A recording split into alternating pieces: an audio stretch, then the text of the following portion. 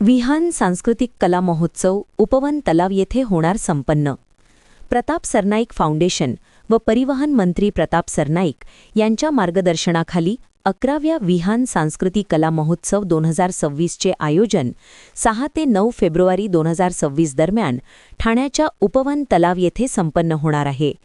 यंदाचा महोत्सव हा वारी या संकल्पनेवर आधारित असणार असून 4 दिवस चालणाऱ्या या महोत्सवात भव्य दिव्य सांस्कृतिक उत्सव व विविध सांस्कृतिक कार्यक्रमाची रेलचेल रसिक प्रेक्षकांना अनुभवता येणार आहे.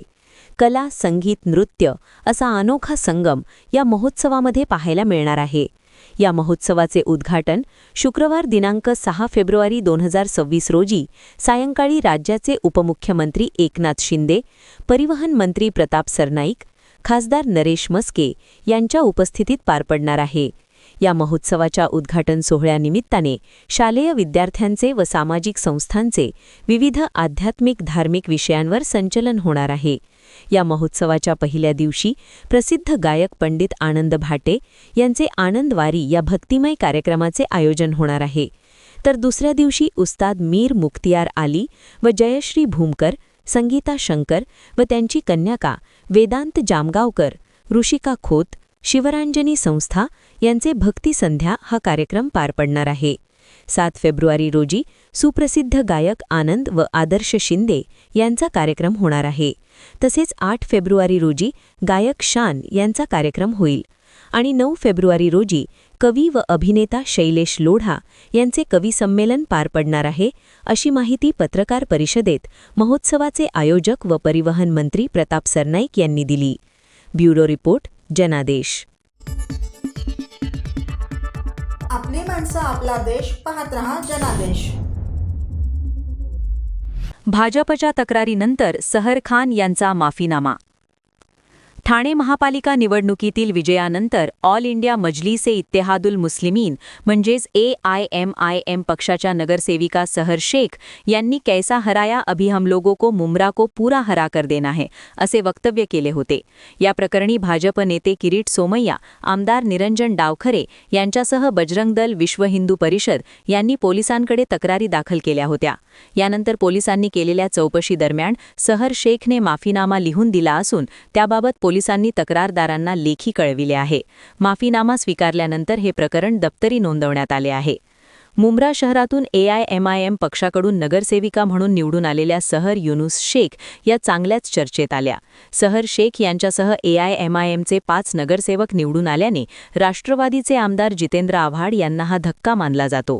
या विजयानंतर भाषण करताना शेख यांनी कैसा हराया अभी हम लोगों को मुमरा को पूरा हरा कर देना है असे वक्तव्य करत आव्हाडांना डिवचले होते. त्यांच्या या भाषणावर सर्वत्र विविध प्रतिक्रिया उमटत आहे. या प्रकरणी भाजप नेते किरीट सोमय्या, आमदार निरंजन डावखरे यांच्यासह बजरंग दल विश्व हिंदू परिषद यांनी पोलिसांकडे तक्रारी दाखल केल्या होत्या. यानंतर पोलिसांनी सहर शेख यांना नोटीस बजावली, त्यामुळे त्यांच्या अडचणीत वाढ झाली होती. भाजप नेते किरीट सोमय्या यांनी मुंब्रा पोलीस ठाण्याचे वरिष्ठ पोलीस निरीक्षक अनिल शिंदे यांची भेट घेऊन चौकशीबाबत विचारणा केली. त्यावेळी मुंब्रा पोलीस ठाण्याचे वरिष्ठ पोलीस निरीक्षक अनिल शिंदे यांनी सहर शेखच्या चौकशीचा अहवाल सादर केला.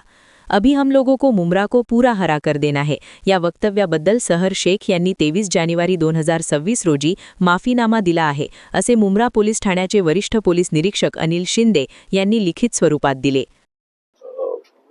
येथे MIMची जी नगरसेविका निवडून आली होती सहर युनुस शेख, तिने एक भाषण केलं होतं. त्याच्यावर काही लोकांचा आक्षेप होता, बऱ्याचशा संघटनांचा वगैरे काही नेत्यांचा.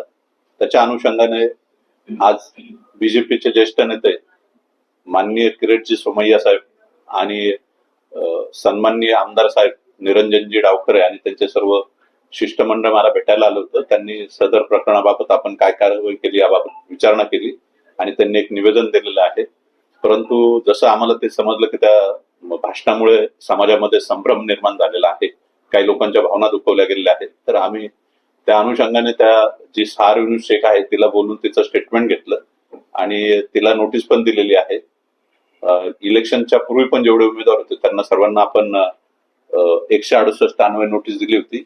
हिला नंतर पण परत अशी तुझ्यामुळे समाजात संभ्रम निर्माण होईल, कायदा सुव्यवस्थेचा प्रश्न निर्माण होईल किंवा कोणाच्या धार्मिक भावना दुखवल्या जातील असं यापुढे भाषण करू नको वगैरे असं तिला कडक शब्दात समज दिलेले आहे लेखी स्वरूपामध्ये आणि तिने पण ती मान्य केलेली आहे. त्याच्यावर माननीय किरीटजी सोमय्या साहेब आणि निरंजनजी डावखरे साहेब आमदार साहेब यांच्याशी सखोल चर्चा झालेली आहे. तिचं अजून एकदा आम्ही तिला विचारून समज देणार आहे, तिला बोलवू आणि तिचं स्टेटमेंट रेकॉर्ड करणार आहोत. मुंब्रा येथे झालेल्या सभेत वापरलेले वाक्य हे पक्षाच्या झेंडा आणि निशाणीच्या संदर्भात होते. कोणाचेही मन दुखावण्याचा किंवा सामाजिक वातावरण बिघडवण्याचा हेतू नव्हता. तिरंग्यासाठी जगू आणि तिरंग्यासाठीच मरणार आहोत. वक्तव्यामुळे कोणाच्या भावना दुखावल्या असतील तर त्यांची जाहीर आणि लेखी स्वरूपात माफी मागते, असे सहर शेख यांनी म्हटले आहे. माफीनामा स्वीकारल्यानंतर हे प्रकरण दप्तरी नोंदवण्यात आले आहे. ब्युरो रिपोर्ट, जनादेश. आपली माणसं, आपला देश. पाहत रहा जनादेश. सर्व नागरिकांना आवाहन करण्यात येत आहे की सध्या डासांमार्फत पसरणाऱ्या डेंग्यू या आजाराचा प्रसार रोखण्यासाठी प्रत्येकाने पुढील प्रमाणे कार्यवाही करावी. डेंग्यू आजार एडिस इजिप्ती हा डास चावल्याने होतो.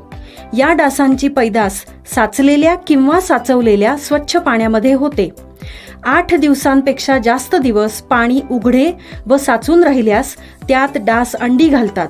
अंड्यांच्या अळ्या तयार होऊन पुढे डास तयार होतात.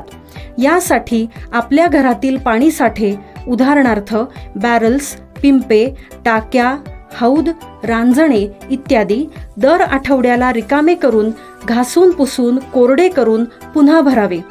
1 दिवस कोरडा दिवस म्हणून पाळावा.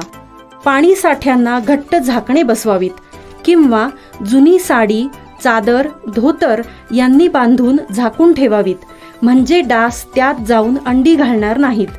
घराच्या गच्चीवर, आजूबाजूला, अंगणात कोठेही पाणी साचू देऊ नये. भंगार सामान उघड्यावर टाकू नये. उदाहरणार्थ टायर्स, प्लास्टिक सामान, कुंड्या, टाकाऊ वस्तू इत्यादी. अशा सामानात पावसाचे पाणी साठून त्यात डेंग्यूच्या डासांची पैदास होते. घरातील कूलर्स, फ्रीजच्या पाठीमागील ट्रे हे देखील वेळोवेळी कोरडे करावेत. लक्षात ठेवा, नुसत्या फवारणीने डास घनता कमी होत नाही, तर त्यासाठी डास पैदास ठिकाणे नष्ट करणे ही आपल्या सर्वांची जबाबदारी आहे. कोणताही ताप अंगावर न काढता जवळच्या शासकीय रुग्णालयात मोफत औषधोपचार घ्या. अशा प्रकारे नागरिकांनी सहकार्य केल्यास डेंग्यूचा प्रसार रोखणे सहज शक्य आहे.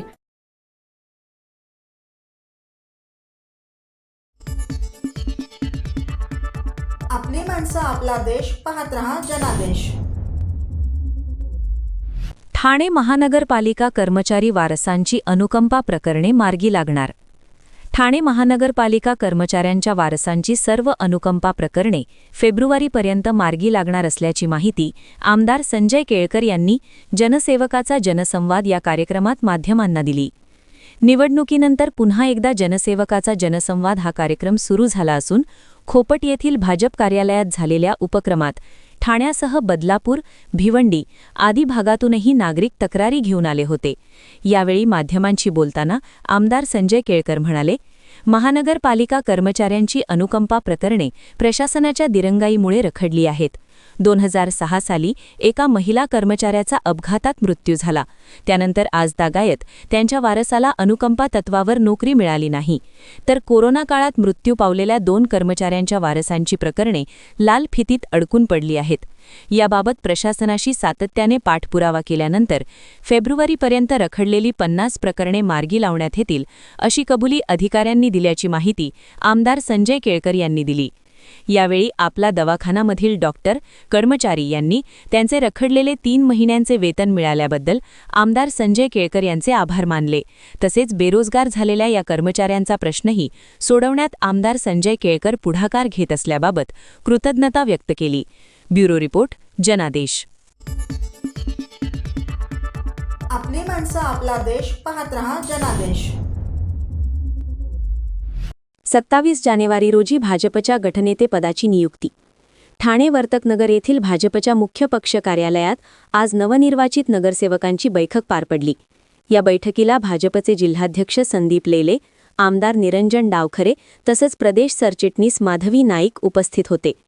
या बैठकीत भाजपच्या गटनेते पदाबाबत सविस्तर चर्चा करण्यात आली. येत्या 27 जानेवारी रोजी भाजपच्या गटनेतेपदी अनुभवी व्यक्तीची नियुक्ती केली जाईल. तसंच पहिल्यांदाच निवडून आलेल्या नगरसेवकांचाही विचार केला जाऊ शकतो, अशी माहिती आमदार निरंजन डावखरे यांनी दिली. सत्तेतील मित्रपक्षाने यथोचित सन्मान भारतीय जनता पार्टीला दिला पाहिजे, असंही डावखरे म्हणाले. यावेळी जिल्हाध्यक्ष संदीप लेले यांनी प्रसारमाध्यमांशी बोलताना सांगितले, या ठिकाणी आता कोकण आयुक्तांकडे जाऊन 27 तारखेला आमच्या भारतीय जनता पार्टी ठाणे महानगरपालिका गटाची नोंदणी आम्ही करणार आहोत. त्या संदर्भात बैठक पार पडली. गटनेत्याची निवड करण्यासंदर्भात सर्व नगरसेवकांचं काय म्हणणं आहे हे देखील आम्ही ऐकून घेतलं. आता यापैकी जे नगरसेवकांना आपल्याला गटनेता म्हणून ज्यांची नियुक्ती करावी वाटते ते प्रदेश पातळीवर आम्ही नावं देऊन प्रदेशातनं त्याचा निर्णय येईल. सर्व नगरसेवकांनी मिळून गटनेता निवडीचे सर्व अधिकार हे पक्षनेत्यांकडे सुपूर्द केलेले आहेत. नाही, कोणाची नावं चर्चेत वगैरे असं सांगणं उचित होणार नाही, परंतु त्याची सभागृहातल्या कामकाजाचा अनुभव आणि सर्व नगरसेवकांना मदत होईल, सभागृहात पक्षाची भूमिका मांडण्यासाठी त्याचा उपयोग होईल, अशा पद्धतीच्या थोडा अनुभवी असलेल्या नगरसेवकाची याकरता निवड केली जाईल.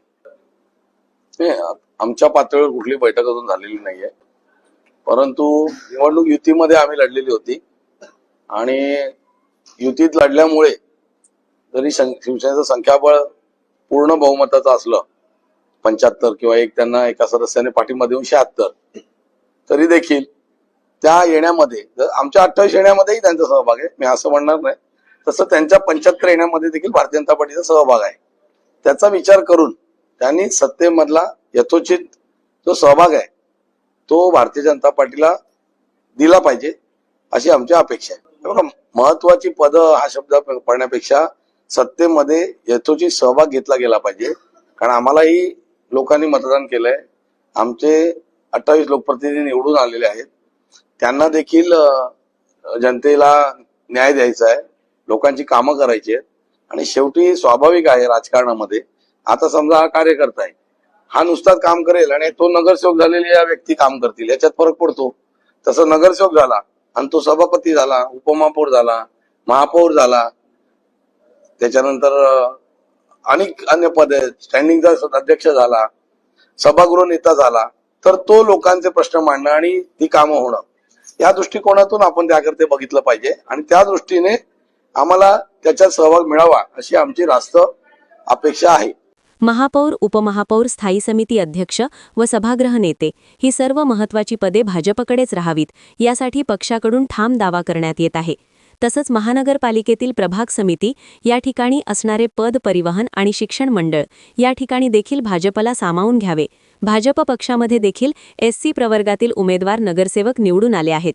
सुरेश कांबळे आणि उषा वाघ यांचा सुद्धा विचार मित्रपक्षाने करावा, असे आमदार निरंजन डावखरे यांनी सांगितले. ब्युरो रिपोर्ट, जनादेश.